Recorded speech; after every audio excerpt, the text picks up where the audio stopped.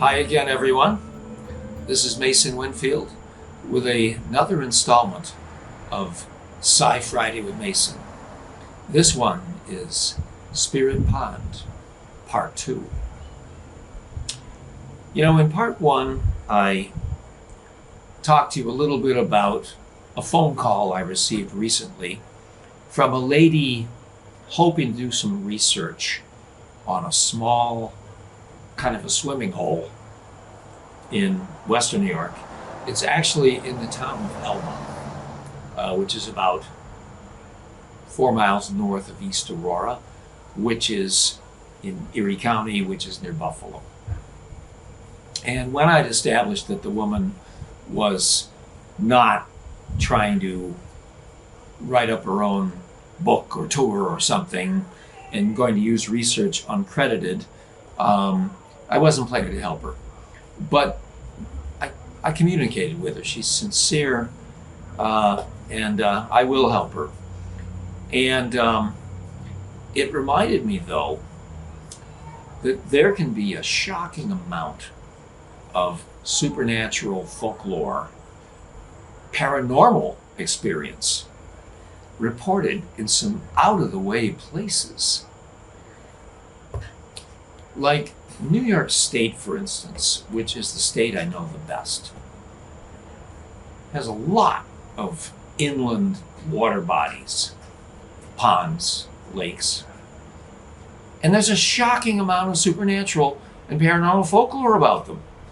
Almost every pond or lake in our state, at least in the western hunk of it, has some kind of a legend about a giant serpent, a dragon, a water monster.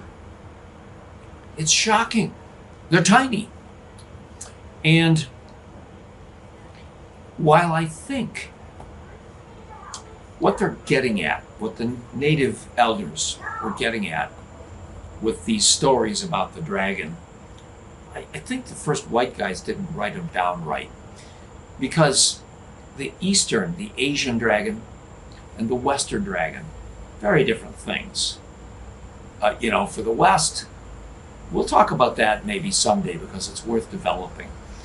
But the Native American, the First Nations water monster or dragon is dramatically more similar to the Asian.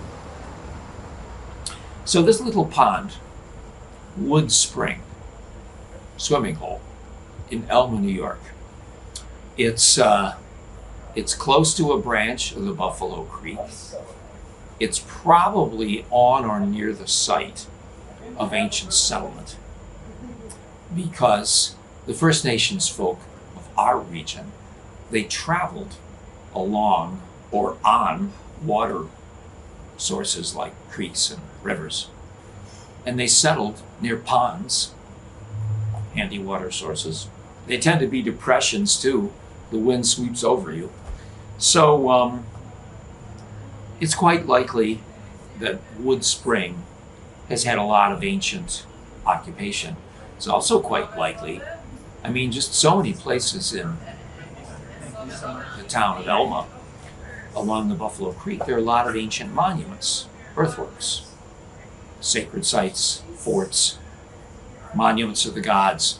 These all get folklore, even when they're not there anymore.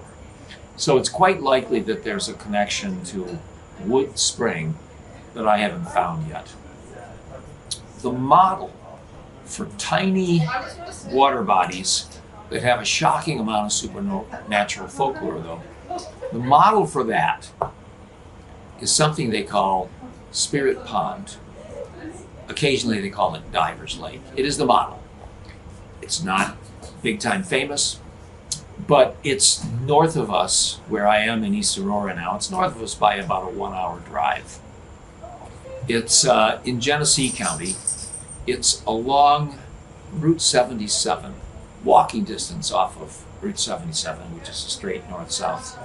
A lot of you who decide to go to Darien Lake, I believe that's on, the entertainment park is on 77. But way up north, it's not far, and Spirit Pond that I'm talking about, it's not far from the Tonawanda Seneca Reservation. It's close enough to walk to the legendary Indian Falls. It's actually in a zone along 77, gets a good bit of Bigfoot lore. You wouldn't believe it. People see the Bigfoot as they're driving in that section along 77. But the other name for Spirit Pond is Diver's Lake, because a guy named Edward Diver bought it he bought the property, owning it in like the 1870s. So it's either Spirit Pond or Diver's Lake, but probably got other names. But the folklore about it goes back to the 1700s, actually, maybe even the late 1600s. There was a reverend, I think he might have been a Protestant reverend.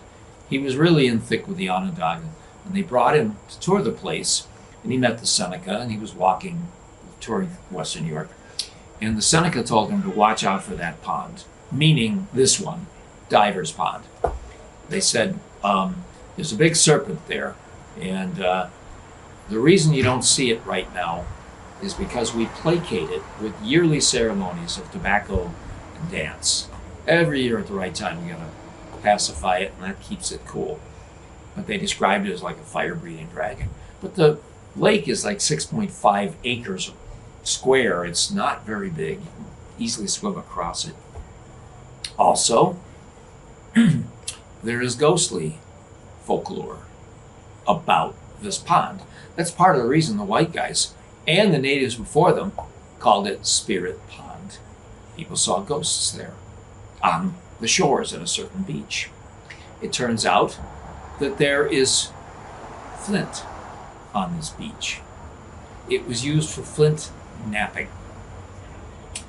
And there is even legends about the little people who tend to be associated with places of mineral energy, Flint Church. It's almost like all the folklore gets mixed up at these sacred sites. All the folklore we've got. Mystery monsters, the fairies, the spirits of our ancestors, all connected with it. And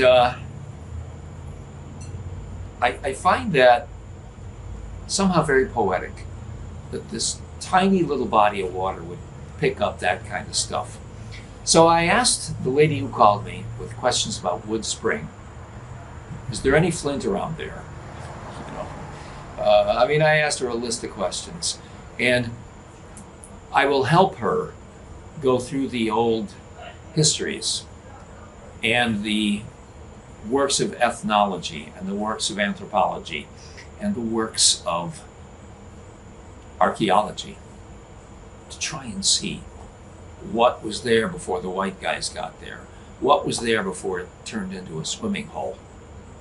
But thank you all, once again, for joining us on Psi-Friday with Mason.